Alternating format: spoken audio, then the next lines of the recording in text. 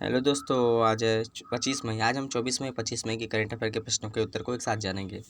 आज का पहला प्रश्न है, हाल ही में विश्व कछुआ दिवस कब मनाया गया? तो उसका सही उत्तर है डी 23 मई। 2000 से प्रतिवर्ष 23 मई को विश्व कछुआ दिवस मनाया जाता है। इस दिन को मनाने के पीछे मुख्य उद्देश्य कछुओं और कछुओं के प्राकृतिक आवास के संरक्षण के बारे में जागरूकता फैलाना है। 2000 के बाद प्रतिवर्ष 1990 में स्थापित एक गैर लाभकारी संगठन अमेरिकी टॉर्टोइज रेस्क्यू विश्व कछुआ दिवस के उत्सव को प्रायोजित करता है। अगला प्रश्न है, हाल ही में श्यामलाजी भावे का निधन हो गया, वह किस क्षेत्र से संबंधित थे? इसका सही उत्तर है ए संगीत। हिंदुस्तानी और कर्नाटक संगीत पर कमान रखने वाले प्रसिद्ध गायिका श्यामलाजी भावे का मई 2020 में निधन हो गया। उनके पिता स्वर्गीय गोविंद विट्ठल भावे ने उन्होंने हिंदुस्तानी संगीत में प्रशिक्षण किया। उन्होंने प्रसिद्ध गायक सुब्बारावा बी डोरस्वामी द्वारा कर्नाटक धारा में पढ़ाया गया था। अगला प्रश्न है, किस राज्य के मुख्यमंत्री ने वीडियो कॉन्फ्रेंसिंग के माध्यम से सबको रोजगार मिलेगा योजना का उद्घाटन किया? तो इसका सही उत्तर है मध्य प्रदेश, डी मध्य प्रदेश। मध्य प्रदेश में मुख्यमंत्री शिवराज सिंह चौहान ने 22 मई को वीडियो कॉन्फ्रेंसिंग के माध्यम से सबको रोजगार मिलेगा का उद्घाटन किया। इस योजना के तहत मजदूरों को मनरेगा जॉब कार्ड वितरित किया जाएंगे। मुख्यमंत्री ने वीडियो कॉन्फ्रेंसिंग के माध्यम से ग्राम प्रशासनिक समितियों के प्रमुख के साथ भी चर्चा की। अगला प्रश्न है, हाल ही में किसके साथ Thomas Jefferson university of Philadelphia ने कोविड-19 के लिए एक नया टीका उम्मीदवार विकसित करने के एक विशेष समझौते पर हस्ताक्षर किए हैं? तो इसका सही उत्तर है ए भारत बायोटेक। भारत बायोटेक और Thomas Jefferson university of Philadelphia ने कोविड-19 के लिए एक नया टीका उम्मीदवार विकसित करने के लिए एक विशेष समझौते पर हस्ताक्षर किए हैं। यह टीका एक मजबूत प्रतिरक्षा प्रतिक्रिया उत्पन्न करने के लिए माना जाता है और बच्चों सहित पूरी आबादी के लिए अनुमोदित है। हाल ही में आरबीआई ने विदेशी व्यापार को बढ़ाने में मदद करने के लिए भारतीय आयात निर्यात बैंक को कितने करोड़ रुपए ऋण देने की घोषणा की है? इसका सही उत्तर है बी 15,000। आरबीआई ने विदेशी व्यापार को बढ़ावा देने के लिए भारतीय निर्यात बैंक को 15,000 करोड़ रुपए ऋण देने की घोषणा की है। एक्सिम बैंक अपने संचालन के लिए विदेशी मुद्रा उधार पर निर्भर है।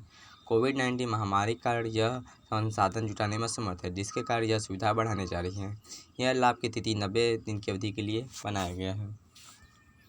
हाल ही में कायर जियो कपड़े को ग्रामीण सड़क निर्माण के लिए एक अच्छी सामग्री के रूप में स्वीकार किया है।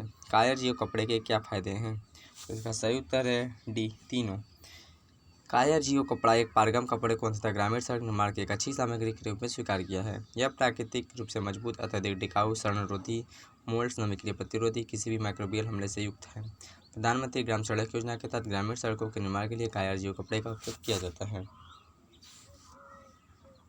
निम्न में से कौन 2.32% हिस्सेदारी के लिए जियो प्लेटफॉर्म में 11,367 रुपये के निवेश करने को तैयार है? इसका सही उत्तर है ए KKR। निजी इक्विटी फर्म KKR 2.32% हिस्सेदारी के जियो प्लेटफॉर्म में 11,367 करोड़ रुपये के निवेश करने के लिए तैयार है। यह रिलायंस इंडस्ट्री लिमिटेड के कारोबार में तेजी से हुए 5वां निवेश होगा। इससे पहले सोशल मीडिया प्रमुख फेसबुक, निजी equity fund silver lake, Vista equity partner general Atlantic निवेश कर चुके हैं। यह KKR का एशिया में सबसे बड़ा निवेश है। हाल ही में रिलायंस नेट और निश्चय फिनवेस्ट प्राइवेट लिमिटेड सहित कितनी NBFC ने अपने पंजीकरण के प्रमाण पत्र का आत्मसमर्पण किया है? तो इसका सही उत्तर है डी 9। रिलायंस नेट और निश्चय फिनवेस्ट प्राइवेट कंपनी सहित 9 NBFC ने अपने पंजीकरण के प्रमाण पत्र आत्मसमर्पण किए हैं। प्रमाण पत्रों के आत्मसमर्पण के साथ कंपनियां एक गैर बैंकिंग वित्तीय संस्थान के व्यवसाय का लेन देन नहीं कर सकती हैं। हाल ही में किसने डार्लिंगटन रेसवे पर टोयोटा 500 जीती है? उसका सही उत्तर है सी डैनी हैमलिन। डैनी हैमलिन ने 20 मई 2020 की रात डार्लिंगटन रेसवे पर टोयोटा 500 जीती है। दौड़ का सबसे रोमांचक हिस्सा 30 से कम बचे लैप में आया। अगला प्रश्न है, निम्न में से किसने संवादी AI तकनीक पर केंद्रीय वायुसेना में एक रणनीतिक हिस्सेदारी हासिल कर ली है? तो इसका सही उत्तर है सी भारतीय एयरटेल। भारतीय एयरटेल ने संवादी AI तकनीक पर केंद्रित वायुसेना में एक रणनीतिक हिस्सेदारी हासिल कर ली है। अधिग्रहण कंपनी द्वारा अपनी तेजी से विस्तार करने वाले स्टार्टअप एक्सेलेरेटर कार्यक्रम के तहत किया गया है। निवेश एयरटेल को वायुसेना की प्रौद्योगिकियों तक पसंदीदा पहुँच कराएगा, जिससे कई भाषाओं में अपने ग्राहक टच पॉइंट पर तैनात किया जा सकता है। अगला प्रश्न है, भारतीय मौसम विभाग IMD की वेबसाइट पर होस्ट की गई कितनी सेवाओं को उमंग एप्लीकेशन पर लाया गया है? तो इसका सही उत्तर है डी 7। भारतीय मौसम विभाग IMD की वेबसाइट पर होस्ट की गई 7 सेवा को उमंग एप्लीकेशन पर लाया गया है। ये सेवाएं वर्तमान मौसम, नवकाश, शहर का पूर्वानुमान, वर्षा की जानकारी, पर्यटन पूर्वानुमान, चेतावनियां, चक्रवात शामिल है। किस राज्य ने लोगों को कोरोना वायरस से संबंधित सुविधा आसानी से उपलब्ध कराने के लिए बुखार क्लिनिक शुरू किया है? तो इसका सही उत्तर है बी मध्य प्रदेश। मध्य प्रदेश सरकार ने लोगों को कोरोना वायरस से संबंधित जांच की सुविधा आसानी से उपलब्ध कराने के लिए बुखार क्लिनिक शुरू किया है। बुखार क्लिनिक सरकारी और निजी दोनों क्षेत्रों में होंगे। राज्य के सभी जिलों में 1391 बुखार क्लिनिक ने काम करना शुरू कर दिया है, जहाँ 42,100 लोगों का स्वास्थ्य परीक्षण किया जा चुका है। प्रसूति नालवड़ के अंत के लिए संयुक्त राष्ट्र का अंतर्राष्ट्रीय दिवस कब मनाया जाता है? इसका सही उत्तर है डी 23 मई। 23 मई को प्रसूति नालवड़ के अंत के लिए संयुक्त राष्ट्र का अंतर्राष्ट्रीय दिवस मनाया जाता है। यह दिन प्रसूति नालवड़ एक स्थिति जो विकासशील देशों में कई लड़कियों और महिलाओं को प्रभावित करती है के इलाज और रोकथाम की दिशा में कार्रवाई को बढ़ावा देता है। अगला प्रश्न है, हाल ही में फिक्की लेडीज ऑर्गेनाइजेशन के राष्ट्रीय अध्यक्ष के रूप में किसे चुना गया? तो इसका सही उत्तर है सी जानवी फुकन। जानवी फुकन को फिक्की लेडी ऑर्गेनाइजेशन FLO का राष्ट्रीय अध्यक्ष नियुक्त किया गया। फिक्की FLO दक्षिण पूर्व एशिया का सबसे पुराना महिलाओं के नेतृत्व वाला केंद्रीय व्यापार चैम्बर है। शीर्ष chamber of Indian chambers of commerce FICCI का महिला विंग है। उन्होंने 36वें FLO वार्षिक सत्र में निवर्तमान राष्ट्रीय अध्यक्ष हरजिंदर कौर तलवार से पदभार संभाला है। अगला प्रश्न है, हाल ही में किसने व्हाट्सएप पर आस्क आयुष्मान चैटबॉट भी लॉन्च किया है? तो इसका सही उत्तर है ए डॉक्टर हर्षवर्धन।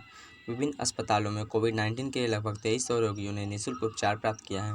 पिछले 1.5 महीनों में संक्रमण के लिए 3000 से अधिक रोगियों का परीक्षण किया गया। यह अब आयुष्मान भारत स्वास्थ्य बीमा योजना के तहत है। केंद्रीय स्वास्थ्य मंत्री ने व्हाट्सएप पर आयुष्मान चैटबॉट भी लॉन्च किया है। अगला प्रश्न है, हाल ही में Nuvoco Vista corp limited Nirma समूह का हिस्सेदार किसके अधिग्रहण को मंजूरी दी गई है? तो इसका सही उत्तर है B Emami cement limited. Nuvoco Vista corp limited Nirma समूह का हिस्सा इमामी लिमिटेड के अधिग्रहण को मंजूरी दी गई है। इमामी ने 6 फरवरी 2020 को नुवोको विस्टा के साथ 500 करोड़ रुपए के उद्यम के इमामी लिमिटेड ने अपनी 100% इक्विटी हिस्सेदारी हासिल की है। सीमेंट विस्टा की बिक्री इमामी समूह के ऋण मुक्ति योजना का हिस्सा है। अगला प्रश्न है, निम्न में से किस संस्थान के वैज्ञानिक ने गेहूं में 2 वैकल्पिक बौने जीन RST14 RST18 की मैपिंग की है? तो इसका सही उत्तर है सी बी अगुरका अनुसंधान संस्थान। पुणे स्थित अग्रहार रिसर्च इंस्टीट्यूट के वैज्ञानिकों ने गेहूं में 2 वैकल्पिक बौने जीन RST14 RST18 की मैपिंग की है। ये जीन बेहतर अंकुर शक्ति और लंबे प्राकुरचोल से जुड़े होते हैं। यह वैकल्पिक बौने जीन वाले गेहूं की लाइनें फसल अवशेष जलाने को काम करने के अलावा गेहूं के बीज की गहरी बुआई की अनुमति दे सकता है। अगला प्रश्न है, दक्षिण अंडमान में द्वीप में पाया जाने वाला एक दुर्लभ पाम निम्न में से किस राज्य से दूसरे घर प्राप्त कर रहा है? तो इसका सही उत्तर है सी केरल। दक्षिण अंडमान द्वीप में पाया जाने वाला एक दुर्लभ पाम केरल के पालोड़ में Jawaharlal Nehru tropical botanical garden and research institute के सौजन्य से एक दूसरा घर प्राप्त कर रहे हैं। पिनंगा एडमोनिस, जो एक विलुप्त माने जाना था, एरेका पाम जैसा दिखता है। अगला प्रश्न है, half on my adventures on boat train and planes पुस्तक के लेखक कौन है? तो इसका सही उत्तर है ए रस्किन बॉन्ड। रस्किन बॉन्ड के 86वें जन्मदिन पर स्पीकर टाइगर ने अपनी नई पुस्तक विमोचित किया है, जो नावों, ट्रेनों और विमानों पर उनके कारनामे के बारे में है। Half on my adventure on boats and train and planes में बार्न्स अपने बचपन के कुछ यादगार रोमांचक का वर्णन करते हैं। इसमें सम्राट के हल्दर के चित्र हैं। इसे स्पीकिंग टाइगर के बच्चों के लिए शाखा टाकिंग द्वारा प्रकाशित किया जाता है। अगला प्रश्न है, मोहित बघेल का हाल ही में निधन हो गया। वह किस क्षेत्र से संबंधित थे? इसका सही उत्तर है ए अभिनय। सलमान खान की रेड्डी में अमर चौधरी का किरदार निभाने के लिए मशहूर अभिनेता मोहित बघेल को मई 2020 में निधन हो गया। मोहित बघेल ने फिल्म 21 स्टाप्स की सलामी और गली गली चोर में भी काम किया है। वह सिर्फ 26 वर्ष के थे, उनकी मृत्यु हो गई। उन्होंने जोबड़िया जोड़ी में राज सांडिल के साथ एक लेखक के रूप में भी काम किया है। उन्हें कॉमेडी ड्रामा गली में चोर में है उनके फिल्म के लिए अभिनय के लिए जाना जाता था। अगला प्रश्न है, हाल ही में कौन विश्व की सबसे अधिक वेतन पाने वाली महिला एथलीट बन गई हैं? उसका सही उत्तर है सी नाओमी ओसाका। जापानी टेनिस स्टार नाओमी ओसाका विश्व की सबसे ज़्यादा वेतन प्राप्त करने वाली महिला एथलीट बन गई हैं। उन्होंने 12 महीने में 37.4 मिलियन अमेरिकी डॉलर 34.3 मिलियन यूरो का कमाई का रिकॉर्ड बनाया।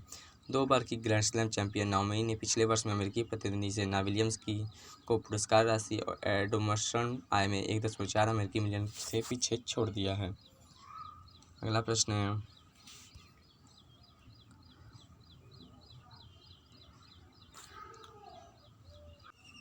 राष्ट्रमंडल दिवस कब मनाया जाता है? इसका सही उत्तर है सी 24 मई। राष्ट्रमंडल दिवस हर वर्ष 24 मई को मनाया जाता है। यह उन दिन सभी देशों द्वारा मनाया जाता है जो कभी ब्रिटिश राज के शासनकाल में थे। राष्ट्रमंडल दिवस रानी विक्टोरिया की जन्मतिथि पर मनाया जाता है, जिनका जन्म 24 मई को हुआ था। कुछ दिन इस दिवस को पहले 1916 के बाद महारानी विक्टोरिया के जन्म के उत्सव के रूप में एम्पायर डे के रूप में नामित किया गया था। अगला प्रश्न है, हाल ही में कौन सा देश 2 महीने से कम समय के अंदर व्यक्तिगत सुरक्षा उपकरण पीपीई बॉडी कवर आज का विश्व का दूसरा सबसे बड़ा निर्यात बन गया है? उसका सही उत्तर है निर्माता बन गया है। भारत 2 महीने की कम अवधि के अंदर पीपीई बॉडी कवर आज का विश्व का दूसरा सबसे बड़ा निर्माता बन गया है। कोविड-19 महामारी से बचाव के लिए पीपीई बॉडी कवर का दुनिया का चीन अग्रणी निर्माता है। कपड़ा समिति अब हेल्थ केयर श्रमिकों के लिए आवश्यक पीपीई बॉडी कवर आज का परीक्षण और प्रमाणन करेगी। अगला प्रश्न है, कोरोना महामारी के कारण संयुक्त राष्ट्र में भारत के नए स्थायी प्रतिनिधि के रूप में किसे पदभार ग्रहण किया गया है? तो इसका सही उत्तर है ए टी.एस. तिरुमूर्ति ने कोरोना वायरस महामारी के बीच संयुक्त राष्ट्र में भारत के नए स्थायी प्रतिनिधि के राजदूत के रूप में पदभार ग्रहण किया है। 1985 बैच के IFS अधिकारी तिरुमूर्ति इस राजदूत सैयद अकबरुद्दीन का स्थान लेंगे। 30 अप्रैल को 2020 को सेवानिवृत्त हुए और हैदराबाद लौट गए। तिरुमूर्ति ने पहले नई दिल्ली में विदेश मंत्रालय के मुख्यालय के आर्थिक संबंधों के सचिव के रूप में कार्य किया है। आज का सवाल है, RBI ने रेपो रेट की दर 4.4 से घटाकर कितना % कर दिया है? इसका सही उत्तर आप हमें कमेंट बॉक्स में लिख कर देंगे तथा हमारे वीडियो का PDF डाउनलोड करने के लिए नीचे दिए गए टेलीग्राम लिंक से डाउनलोड कर सकते हैं। धन्यवाद।